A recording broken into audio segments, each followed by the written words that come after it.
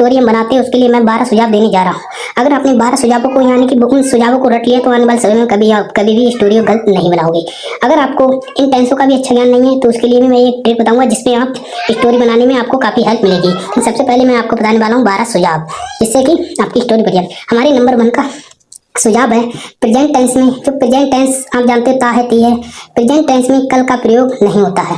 जैसे कि present tense की एक एग्जांपल लेते हैं, जैसे कि हम वहां जाते हैं तो यहाँ पर अगर हम लिखते हैं हम कल जाते हैं तो यहाँ पर कल मतलब कल जाते हैं, इसका क्या मतलब है? ये प्रेजेंट टेंस में कल है, कल का प्रयोग नहीं होता है, ये बात आपको ध्यान रखना है।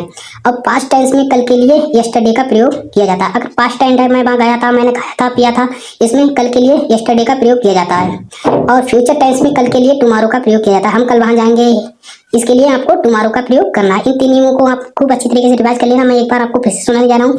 प्रेजेंट टेंस में कल का प्रयोग नहीं होता है, पास्ट टेंस में कल के लिए यस्टरडे का प्रयोग किया जाता है, फ्यूचर टेंस में कल के लिए टुमारो का प्रयोग किया जाता है। बिना टाइम वेस्ट किए चलते हैं अपने अगले नियम की तरफ। अगला नियम है हमारा 4 नंबर का नियम है हमारा present perfect tense. Present perfect tense लिया है, दिया है, खाया है, पिया है, इस टेंस में प्रेजेंट परफेक्ट टेंस में कल के लिए यस्टरडे का प्रयोग नहीं होता है, आपको ध्यान रखना है। अगर जहां पर भी आपको दिया जाए मैंने उसे कल खाना दिया है, कल खाना दिया है, तो यहाँ पर दिया है, लिया है, ये प्रेजेंट परफेक्ट टेंस में, तो यहाँ पे कल में प्रेजेंट परफेक्ट टेंस में कल के लिए यस्टरडे का प्रयोग नहीं होता, तो आपको उसमें यस्टरडे का प्रयोग नहीं करना है। क्योंकि अगर आपने प्रेजेंट परफेक्ट टेंस के जो नियम है वो लगा दिया तो उसी में साफ साफ बंदा को कोई भी होगा उसे पता चल जाएगा कि ये प्रेजेंट परफेक्ट टेंस है, उसमें लिया दिया आदि वाक्य आते हैं जो बीत चुके हैं उस तरीके के। इसलिए आपको याद रखना प्रेजेंट परफेक्ट टेंस में यस्टरडे का प्रयोग नहीं करना है। मैं आपको एकदम स्टोरी बनाने की जरूरत पढ़ाऊंगा बिना टाइम वेस्ट किए हुए चलते हैं अपने 5वें नंबर का क्वेश्चन है हमारा present indefinite tense. Present indefinite tense, present indefinite tense में तथा पास्ट इंडेफिनिट टेंस के नेगेटिव। प्रेजेंट इंडेफिनिट खाता है, पीता है, और पास्ट इंडेफिनिट गया था, खाया था, पिया था। इस प्रकार के वाक्यों में नेगेटिव और इंटरोगेटिव सेंटेंस की अंग्रेजी बनाते समय विशेष ध्यान देना चाहिए। अगर आपने इन टेंसों को की अच्छी प्रैक्टिस करनी चाहिए, किसकी? पास्ट इंडेफिनिट और प्रेजेंट इंडेफिनिट में आपको नेगेटिव और इंटरोगेटिव सेंटेंस की अंग्रेजी बनाते समय विशेष ध्यान देना चाहिए। अगर आप कभी भी आप टेंसों को पढ़ो तो ध्यान रखना पास्ट इंडेफिनिट और प्रेजेंट इंडेफिनिट नेगेटिव और इंटरोगेटिव सेंटेंस की खूब अच्छी से हमें प्रैक्टिस करनी चाहिए।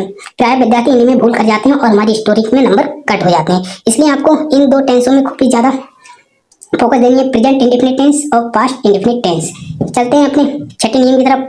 तो 6ठा नियम है हमारा जैसे कि 6 नियम है हमारा कॉम्प्लेक्स सेंटेंस। कॉम्प्लेक्स सेंटेंस जैसे कि कॉम्प्लेक्स सेंटेंस में भेन के बाद देन नहीं आता है।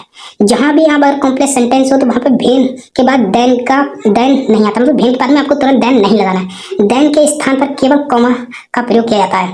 भेन लगाएंगे उसके बाद देन ना लगाकर केवल कॉमा लगाएंगे, कॉमा का मतलब होता है देन। ठीक है। 7 नंबर का नियम हमारा देन और देन में अंतर। अगर दोस्तों देन और देन में आपको अगर अंतर ही नहीं पता तो आपकी स्टोरी जरूर गलत है। सबसे पहले आप अंतर समझिए। देन का अर्थ है तब मैं उसे मार सकता था, तब मैं वहां जा सकता था, देन का मतलब था तब, और देन का अर्थ है अपेक्षा से, ध्यान रखना है। 8वें नंबर का नियम है आल थाव के साथ किंतु या फिर भी के लिए वट का प्रयोग नहीं किया जाता है। आल थाव और थाव के साथ किंतु या फिर भी के लिए, अगर जहां इन 2 वर्डों का आप प्रयोग करें वहां पर किंतु या फिर भी के लिए वट का प्रयोग नहीं किया जाता है, एट का प्रयोग किया जाता है। जैसे कि एट, वहां पर बट का प्रयोग जहां इन 2 वर्डों को यूज करें वहां पे इस बट को नहीं, एट का प्रयोग आपको याद रखना है, इसका प्रयोग कर रहा है का प्रयोग किया जाता है किंतु या फिर भी के लिए। ये अगर आपको लगे फिर भी भाई अमीर है, फिर भी भाई गरीब है, इसके लिए इन प्रकार के कहीं भी आपको स्टोरी मिले तो वहां पर आप केवल कॉमा का प्रयोग करना अच्छा रहता है। ये बात आपको मैं आज करता समझ में आई होगी। चलते हैं अपने नवे नियम की तरफ। नवा नियम है हमारा, ध्यान से रखना, वेरी इंपॉर्टेंट नियम है ये, present perfect continuous tense. Present perfect continuous tense आप जानते हो इसमें समय भी दिया होता है प्रेजेंट परफेक्ट कंटीन्यूअस टेंस में, और रहा रही आता है और पर में आईएनजी भी जुड़ती है, लेकिन केवल हेल्पिंग वर्ब चेंज होती है। Past perfect continuous tense, future perfect continuous, मतलब सभी तीनों टेंसों के परफेक्ट कंटीन्यूअस टेंस हैं। परफेक्ट कंटीन्यूअस टेंस में अनिश्चित समय के लिए, अनिश्चित समय आप जानते होंगे 1 घंटे 2 घंटे, कल परसों तक, इसके लिए अनिश्चित समय है और इसके लिए हम फॉर का प्रयोग किया जाता है। निश्चित समय के लिए सिंस का प्रयोग किया जाता है। स्टोरी बनाने में आपको ध्यान रखना है जहां पर भी इन 3 वाक्यों में इन 3 वाक्यों में से किसी की भी हिंदी स्टोरी में पाई जाए, चाहे पास्ट परफेक्ट कंटीन्यूअस हो, चाहे प्रेजेंट परफेक्ट कंटीन्यूअस, चाहे फ्यूचर परफेक्ट कंटीन्यूअस टेंस हो, तो वहां पर सिंस और फॉर का प्रयोग करना है आपको, और हेल्पिंग वर्ब उसके हिसाब से लगानी जो टेंस हो उसके हिसाब से। और अभी जो हमारी कॉमर्स के मतलब हमारी जो व्याकरण के लोग हैं या फिर ज्ञान करता है वो फ्यूचर परफेक्ट कंटीन्यूअस टेंस में सिंस का प्रयोग ना किया जाए, ये ऐसा नियम लाने की सोच रहे हैं। मैं आपको बता दूं, ये आपको आने वाले समय में ये नियम देखने को मिलेगा। फ्यूचर परफेक्ट कंटिन्यूअस टेंस में सिंस का प्रयोग ना किया जाएगा। अब जानते हैं फ्यूचर परफेक्ट कंटिन्यूअस टेंस की मैं आपको एक एग्जांपल लेके दिखा दूं, इसका सिंस का प्रयोग क्यों नहीं किया जाएगा। जैसे कि हम कल 4 बजे वहां या फिर दिल्ली जा रहे होंगे।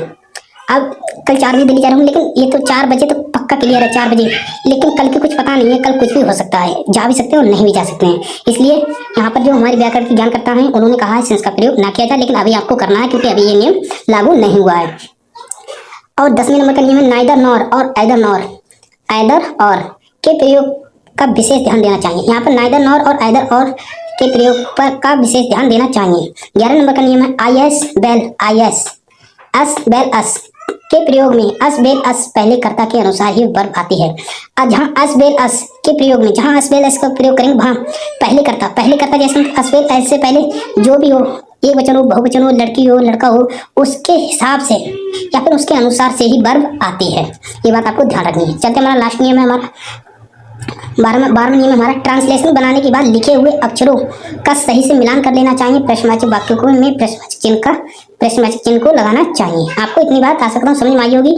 अगर आपको ये जानकारी अच्छी लगी तो रेडियो इम्पोर्टेंट चैनल है, इसको आप सब्सक्राइब कर लीजिए। आने वाले नोटिफिकेशन आपको सबसे पहले मिलेंगे। आपसे नेक्स्ट वीडियो, तब तक के लिए गुड बाय।